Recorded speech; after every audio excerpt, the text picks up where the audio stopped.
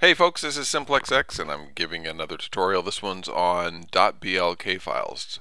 BLK files specifically as they pertain to user skins.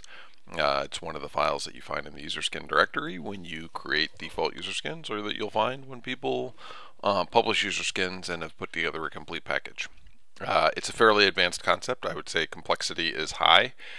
So if you don't know how to create user skins inside of War Thunder, or create your own custom user skins, or you don't know how to apply user skins, I would recommend you stop, jump off, go to live.warthunder.com, and go to the guides directory, go to the guide of guides file that's in there, and look for apply user skins, and then take a look at that video. It's pretty in-depth overview of how to do that. You may want to practice it a little bit and then come back. Okay, for the rest of you, there's 3 sections I want to cover today. I want to cover specifically what a BLK file is, again as it applies to user skins, what each line is in it and what it means and how to edit it.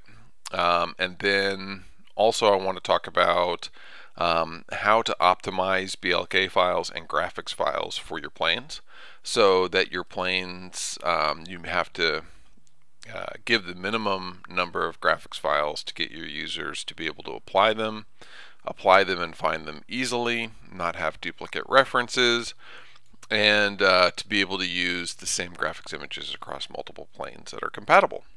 Okay, and then okay, so that pretty much covers those 2 areas. The last area is how to dereference stuff from War Thunder, the program itself. A lot of people call this dereferencing the CDK online. I say that also, which stands for the Content Development Kit.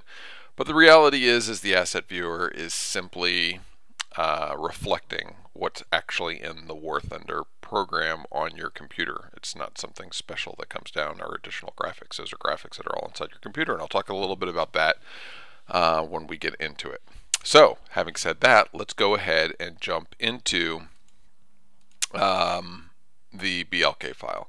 So you can see I have a default skin in here, but I'm going to go ahead and create a brand new one, so it'll overwrite it, and we'll start from scratch. Go back out to my root directory, and we'll go into the user skins directory. You should all know where this is. I'm not going to talk about that. And we'll jump right into the template directory. You can see the standard 4 files. Everybody should also know what these are, but you have the standard. The underscore A is the standard graphics file. The underscore A dot underscore DMG is the damage file. Then you have the standard spectral map file and the damage spectral map file. These are for the shininess and 3-dimensional look, and these are for the original graphics. Okay, here is the .blk file. The .blk file is a text file. It's in plain text and can be opened with any editor. I'm going to drink a little bit while I'm talking so I don't get too much dry mouth. Okay, so you can open, I recommend Notepad if you're using Windows. I don't know what you use inside of a Mac, but any standard text editor will open it.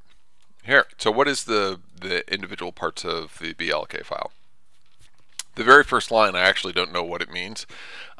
This is, but I could guess. It basically means current user that's inside the game. If they have access to these planes, then go ahead and apply this .blk file and everything it tells you to do to that user in this particular circumstance. So that probably makes no sense whatsoever because I haven't explained what the rest of it does. The only thing you do need to know about this line is it should be at the beginning of every BLK file you have. And if it's missing, that's a problem, so go ahead and stick it in. Put it in exactly like that. Don't play around with it and change it. You don't need to. Alright, so the next part is, what is a BLK file? A BLK file is a configuration file. It is a file that tells War Thunder exactly what to do when it loads it. And it's looking for them on a regular basis as an override for its standard functionality. In this case, with user skins, they write out these BLK files to tell this specific information to the game when the game is trying to load this user skin. And this is actually a low-level or high-level, a very high-level scripting language that is written out and then read back in. So literally what you have here is a function call, and everything inside of these brackets is the information that's happening inside the function call, or the parameters for this function call. And this function call says literally replace this texture. Replace texture is the name of the function call, and you're replacing from this texture to this texture. The from parameter is a name inside of the War Thunder program itself, and I promise you we're almost at the end of this. This is actually really quite simple once you understand it. Inside of the War Thunder program, when it boots, it loads a bunch of graphics, and those graphics are inside of the program itself, and all of those graphics have a name, and this is simply a reference to that name. And when we look at the CDK, the asset viewer from the CDK later, you'll see what all those names are. We can actually look through them. The only thing that's not in everything inside this quote is the name itself, with the exception of this asterisk. This asterisk is a wildcard. And that simply means look anywhere for the resource name. Usually you have a bunch of folders just like in your computer, and inside all those folders are all these names. It's a way to organize all the different resources, and so use that wildcard whenever you reference a name. It always has to be there. Okay, so we're replacing this resource graphic that was loaded with War Thunder with what? This file name for a graphic that's going to be replaced instead. So find the graphic in the game and replace it with the graphic in this file. Pretty simple. All right, so what are we reading here? Find the original image graphic and replace it with the new image graphic file. Find the spectral map graphic and replace it with the spectral map file. Find the damage skin graphic and replace it with the damage skin file. And find the spectral map damage and replace it with the damage spectral map file. That's it. That's what a BLK file is, and that's what the content is, and that's what each of those lines mean. And it'll become more clear as to why it's interesting to know that when we start trying to play around with it. The next thing you want to know is how are these names in here related to what's going on in this file that we just looked at? Well, I want to show you something. So when we open this up, we will see the MiG-15 in here, and that's it. And I'm going to go back, and we're going to go to the MiG-15 BIS.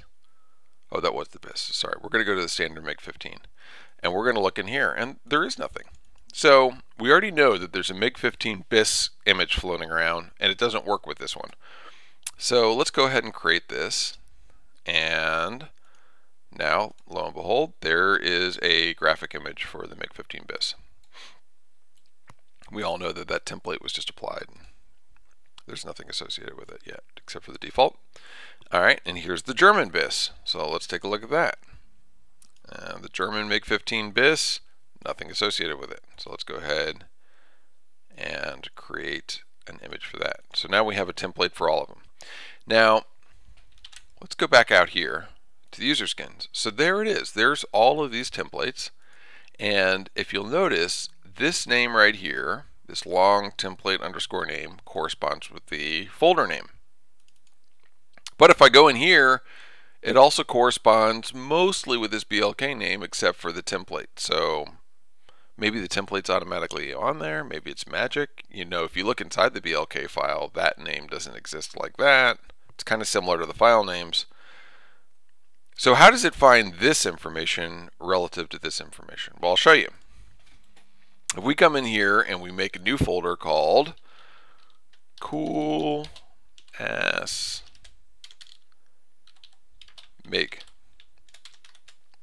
I'm using the MIGs because I like them, but also because the MIGs, they have a lot of planes where you can apply the same graphics. So it's kind of perfect for this whole thing.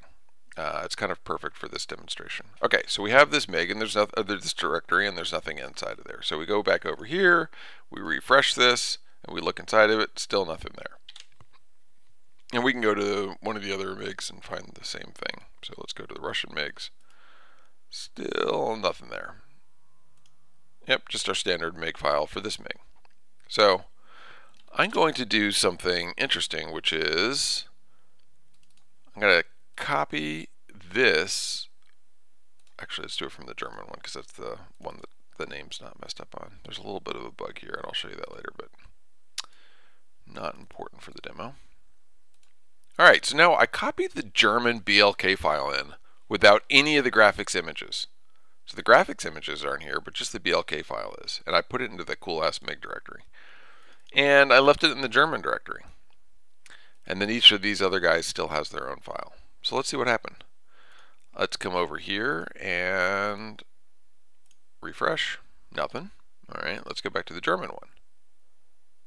And refresh. Now we have cool-ass-mig. Now the interesting thing is, this right here doesn't reflect the name of the file. It doesn't reflect the name of the BLK file. It doesn't reflect the name of any of the graphics files. It reflects the name of the folder that BLK file is in. So it did two things. It recognized the BLK file for the German MIG, and it recognizes the name of the folder. So when you put a BLK file for a particular type of plane into a folder, that folder, it's now going to think that it has graphics files and a BLK file that it needs to pay attention to, and that's going to be selectable, and it's going to be something you can potentially override for your plane. Now look what happened. There's no graphics files in there. Technically, the German plane is a MiG-15 bis, and even though the default for the German plane is to put the German skin on it, the default for a MiG-15 bis is to put this North Korean Rondel red nose standard MiG-15 bis. Okay, so that's what happened because we didn't have any graphics files in there. Every time you're missing a graphics file that you reference, it puts the default graphics file from the game in instead. It basically ignores your reference. So let's do something else. Let's cut the file out of the standard MiG-15 and put it in here. And let's cut the file out of the MiG-15 bis and put it in here. And let's go into the German one, and we're just going to delete that because we already have it in there. And then I'm going to copy all the German files, cut, and paste. So now we have all the BLK files in this one directory, or this one folder, and all the German image files into this one folder. And now we're going to delete all the other folders. So all of those graphics files that are perfectly valid, and all of the content associated with them. I need to close the BLK file or it won't let me do this. Let's try that again.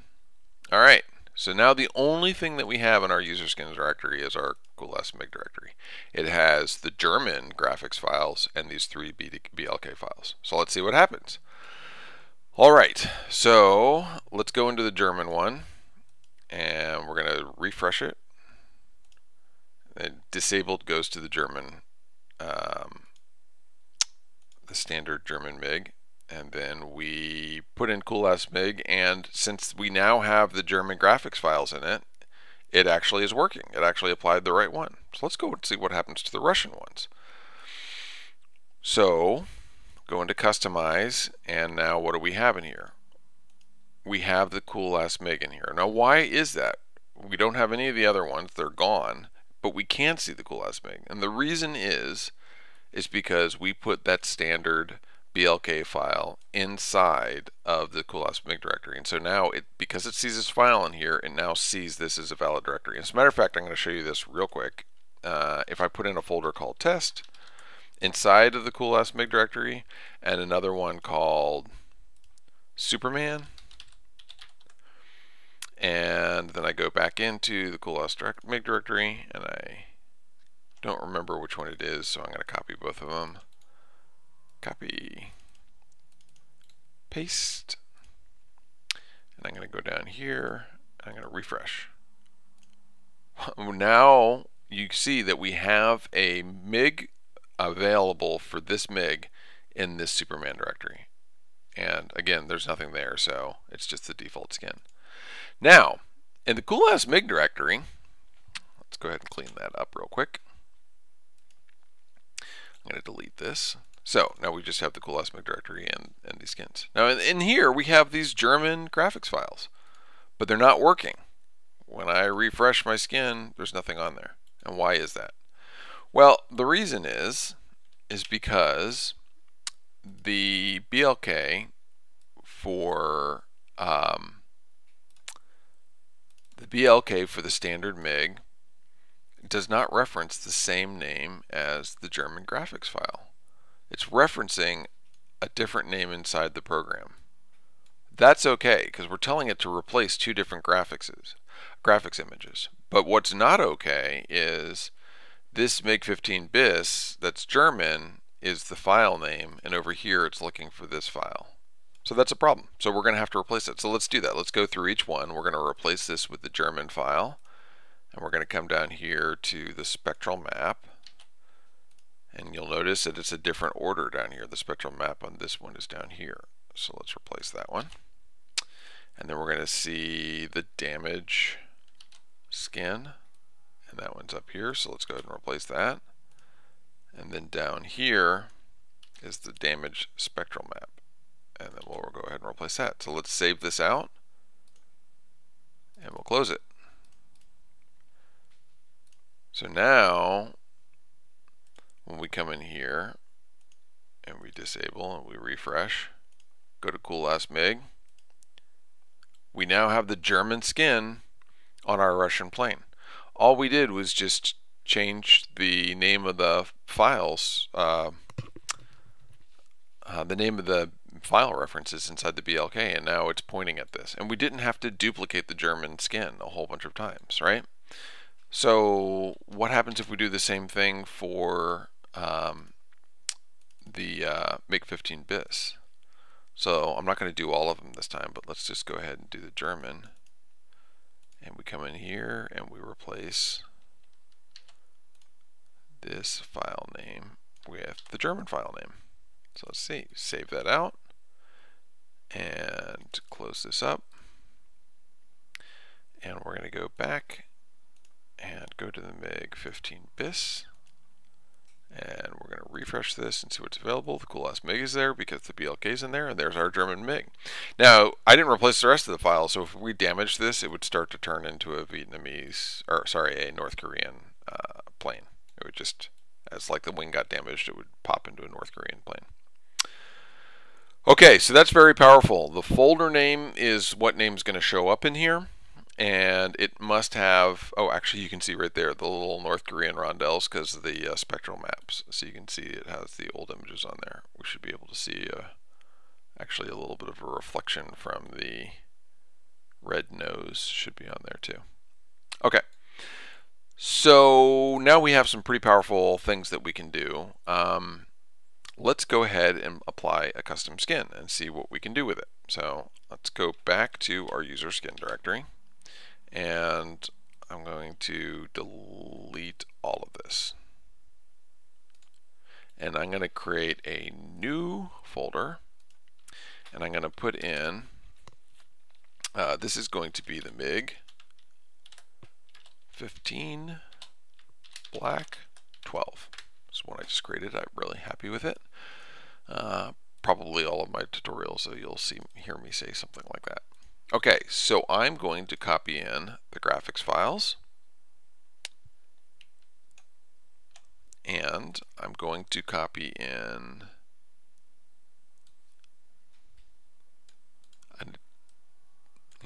I think that's it. So I'm not going to actually copy in the rest of the files yet. Okay, so we've deleted all the files that we had in there. The Cool Last MIG is gone, and we have this new skin in here. You can see it's DDS format, so you can actually see what's going on here. There's the regular skin, there's the damage skin, there's the regular spectral map, there's the damage spectral map. Okay. But I don't have any BLK files in here, so what's going to happen when we refresh this? We're going to go in here and we're going to disable, and we're going to refresh, and there's nothing. There's nothing showing up in there because there's no BLK files for it to find. The directory's in there, the folder's in there, but there's no BLK file. So let's create our BLK files again. We're going to go back through each one, pull up the next MIG, and create the BLK file, or the whole folder actually. We'll go to the German MIG. Oops. German MIG.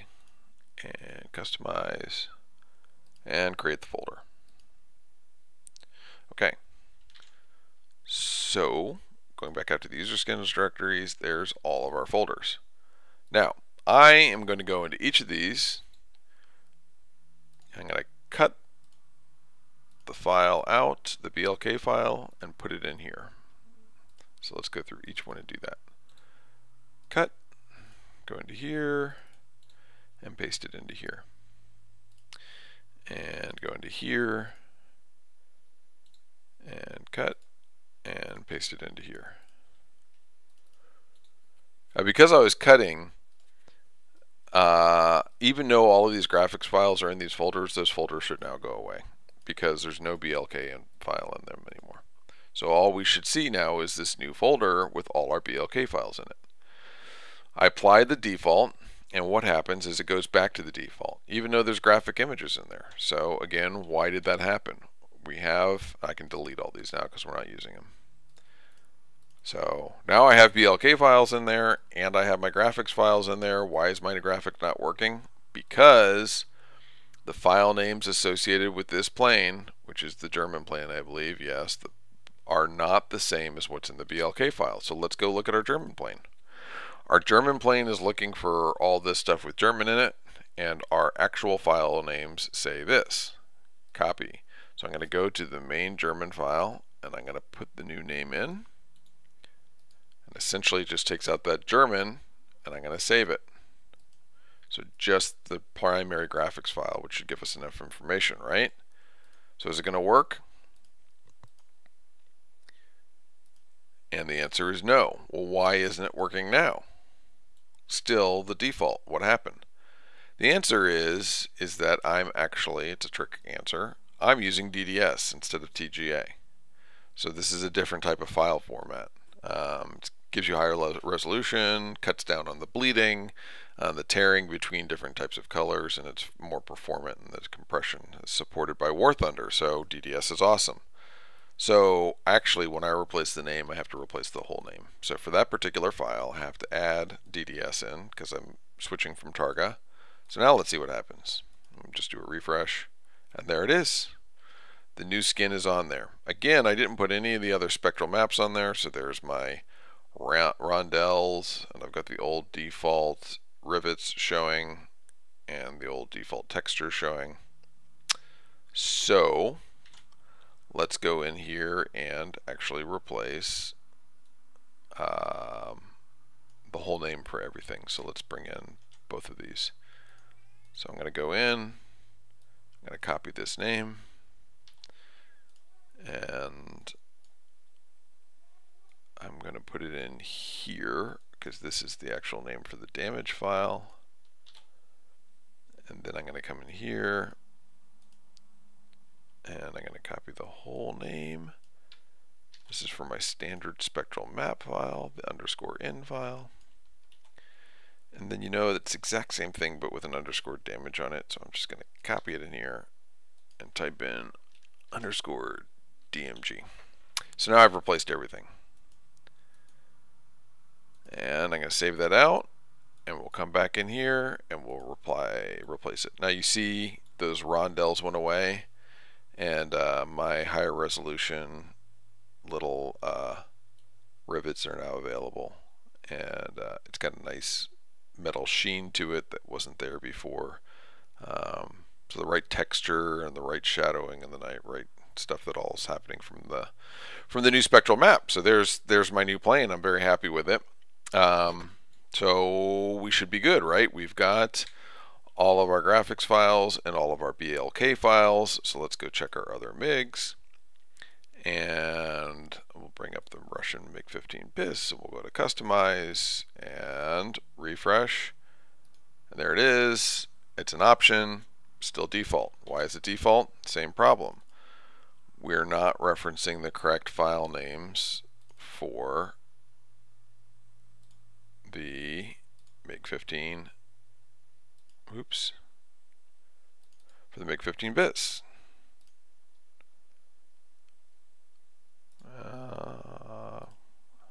Losing my mind. Oh, sorry. That's the wrong folder. Let's see.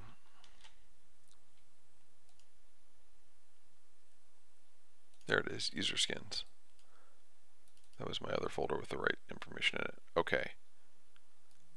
So this is the actual regular, this is the MiG-15 BIS. You'll see it says MiG-15 without the 23 on it, but it's using the BIS files. So this one, they messed that up. For whatever reason, when you bring up the BIS doesn't have the underscore 23, or does have the doesn't have the underscore 23. And the regular BIS does have the underscore 23 in the name of the file, but then it gets it right in the individual files in the directory. So it's a little confusing. You'll get the two mixed up unless you're paying close attention. The only thing that's really important is it doesn't matter what it's referencing, and it doesn't matter what the file name is. We all want them just to have the same file names here. These file names are actually right because these are the ones that I happen to click on, except they don't have the DDS. So we need to come down here and replace the DDS on all of them. Other than that, they should be good to go. And DDS. And we'll save that out. And these are the BIS file names, so our BIS should actually be working here. So let's see what happens. Did we go in the BIS? Alright, custom, refresh. There it goes. Okay. So the last thing we have to do is get the last aircraft working. So that was the BIS, and then this one is the non-BIS. So we can actually open it up and come in here and just steal these names. Just make sure to copy the right one to the right one. That's the standard file. This is the standard spectral map file. This is the standard damage file, non-spectral map. And this is the standard, this is the damage spectral map file. So, file, save. Notice we didn't have to change any of the references because those are all set. The name of the BLK is fine, the references are fine, we're just changing the pointers to the files.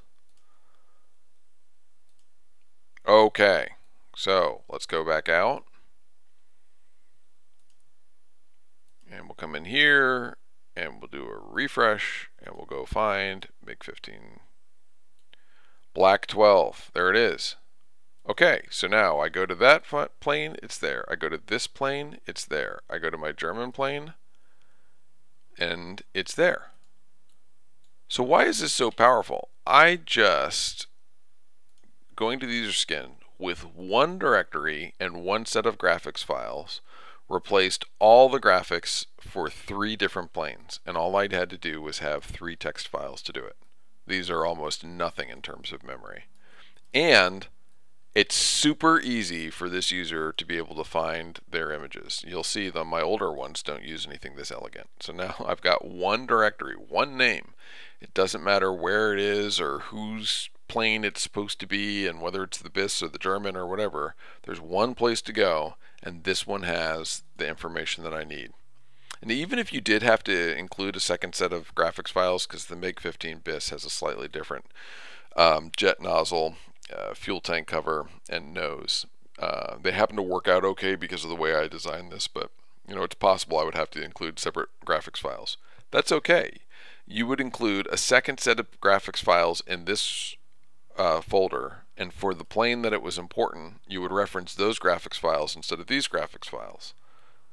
Still only one folder, and then when you come in here, no matter what plane it is, you still pick that one folder and it'll automatically understand which BLK file it needs to, and it'll automatically understand which files to load. So very, very powerful. So let's take this for a test flight real quick, and we're about to move on to the next section. So that's basically how to optimize your user skins, whether you download them from somebody else, including some of my old ones, or you are making them yourself. That is a smart, quick, easy to install version of the plane. You simply copy the folder into the directory, into the user skin directory, and there is literally no other installation. They don't have to make custom skins, they don't have to use the wand, they don't have to do anything special. Okay, so here we are, we're taking off. This is wonderful. Alright, now look at the back of the plane. The back of the plane has the standard jet engine. And as cool as it looks, and I know a lot of people get upset about this, but the reality is this, when you have a really nice high resolution skin, the jet engine's cool looking, but it's not realistic looking. And so I want to fix that as by default for my skin. And so this comes to using the CDK reference, and I'm going to talk about that. So there is a graphics file that I have, and I'm going to bring it in, called No Jet Flame. And oops, that's the wrong one.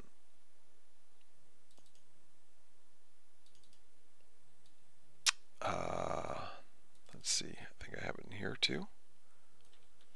Alright, let's copy that in there. Okay, and I'll replace that one. Okay, so we have this file in here called No Jet Flame, and essentially there's a graphic for that jet flame, and it's relatively small and relatively simple. And somebody, I can't remember who it was, it might have been NOA. I know Ivanov does a lot of work with engine flames and different styles. But somebody figured out that, you know, if you just delete the flames from the file and then include the file in there, then it's then you don't have the graphic image for the flame. But we still have the same problem, which is we have to tell War Thunder to do this replace texture. Replace the texture for the flame from the internal flame to the external flame. Well, I know what the name of the file is that I want to replace it with, but I have no idea what the name of the jet flame is. I mean, how could we know that? It doesn't come out with the jets, right? So what are we going to do? We're going to go to the War Thunder CDK, the asset viewer itself. Let's see if I can get this working. It can be a little flaky.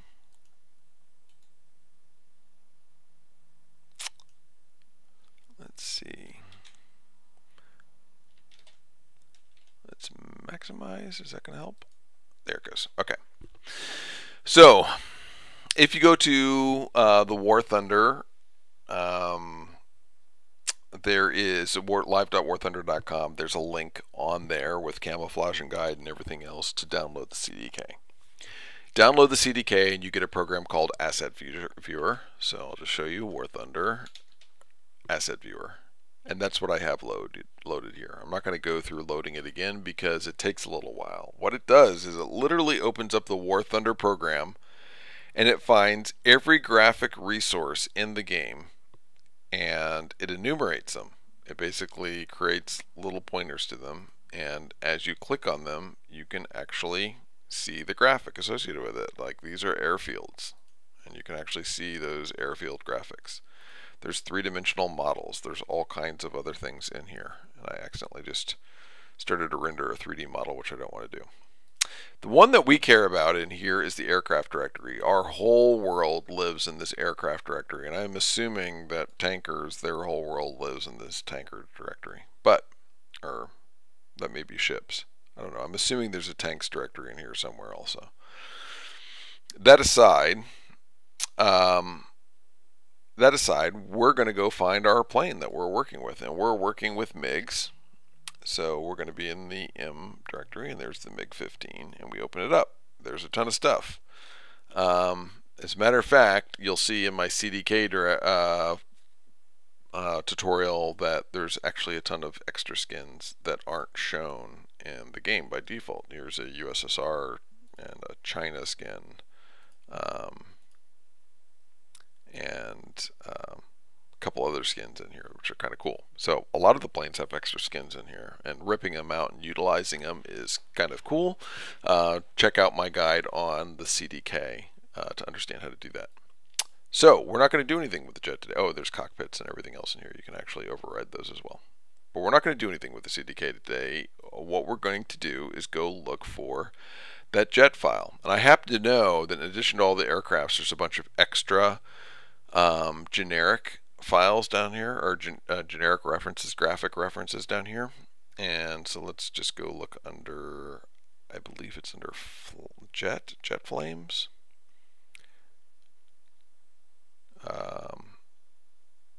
Sorry, if I use the alphabet. Okay, so there it is. That's what the graphics actually looks like. It's got these little transparency jets, and this is what it looks like head on. It's got that sitting in the back of the engine.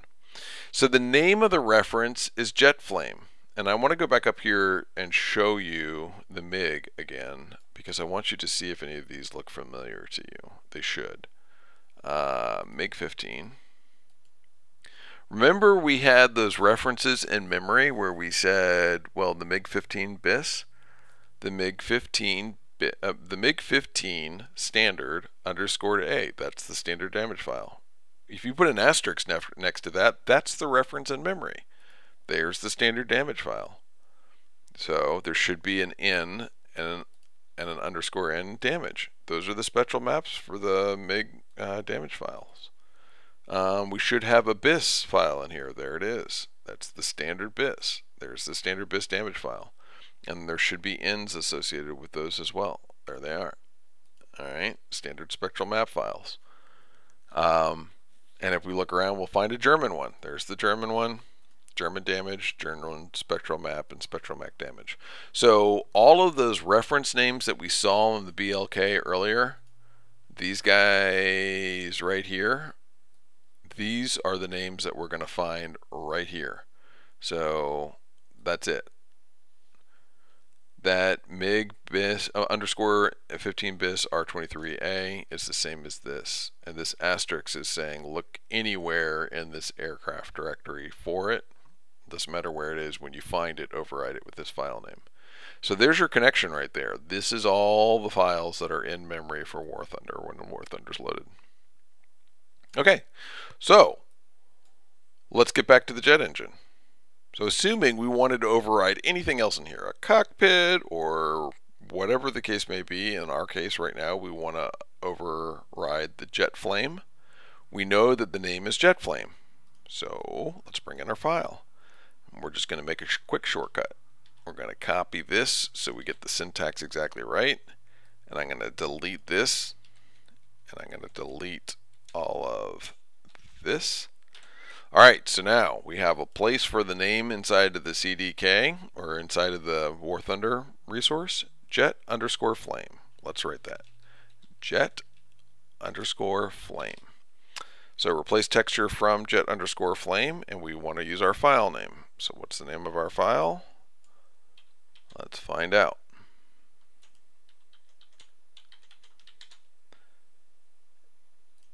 It is no jet flame. I'm going to copy that so I get it right, .dds. So, no jet flame, .dds. And I want to do this with all my jets, so I'm going to copy that, and I'm going to save this out. That was the NR23, so let's do this one. Copy and paste that in there. Save this out.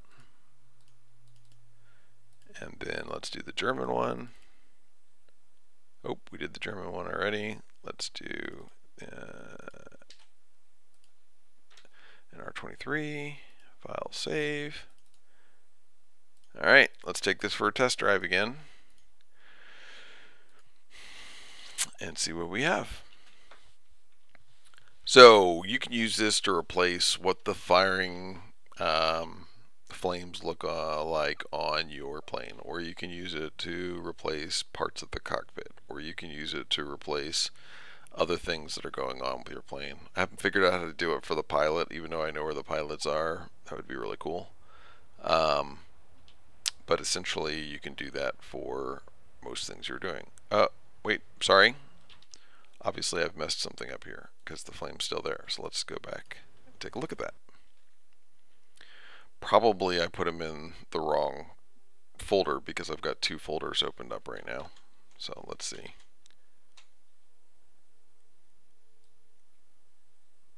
Okay, that's my desktop one.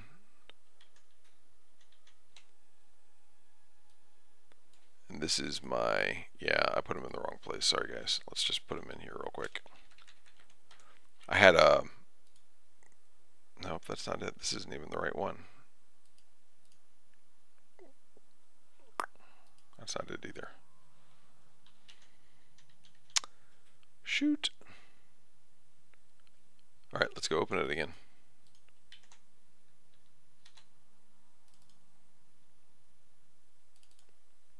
What was I doing? Okay, let's open this up. Okay, the no jet flame is in that one. Possibly I have a typo somewhere. No jet flame.dds. No jet flame.dds. And jet flame. Yeah, that all looks good. So let's disable this. Refresh. Enable. Let's try another test flight. Maybe I just didn't. Maybe I had it cached. Maybe I have a typo in there somewhere. I don't know. We'll find out. Never said it was going to be easy. Certainly make typos from time to time. Okay, and there it goes. It's gone. So you can see the image in there for the heat that's coming out of there and the distortion that's coming out of the back. But the flame itself is now gone. So when we take off, I think you'll find that it makes it look more like a realistic plane. That's kind of